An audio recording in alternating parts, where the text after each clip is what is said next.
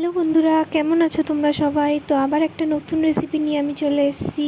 তো আজকে আমরা বানাবো মুসুর ডালের কষা।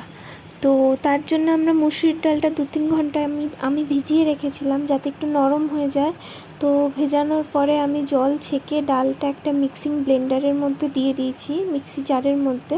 তো দেওয়ার পরে আমি একটা কাঁচা লঙ্কা, 2টো শুকনো লঙ্কা দিয়েছিলাম, কারণ আমার কাছে কাঁচা লঙ্কা সেদিনকে ছিল না, ওই কারণে আমি শুকনো লঙ্কা দিয়েছিলাম। তোমাদের কাছে যদি কাঁচা লঙ্কা থাকে তোমরা কাঁচা লঙ্কাই দেবে।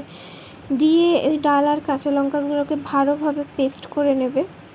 নেওয়ার পরে একে একে ওর মধ্যে পেঁয়াজ কুচি, রসুন কুচি, লঙ্কা কুচি, হলুদের গুঁড়ো, নুন সব একসাথে দিয়ে ভালোভাবে ফেটাতে হবে যতক্ষণ না ওর মধ্যে ভালোভাবে এয়ার ঢুকছে, কারণ যত ভালোভাবে ওর মধ্যে এয়ার ঢুকবে তত বড়াগুলো ফুলবে ভালো।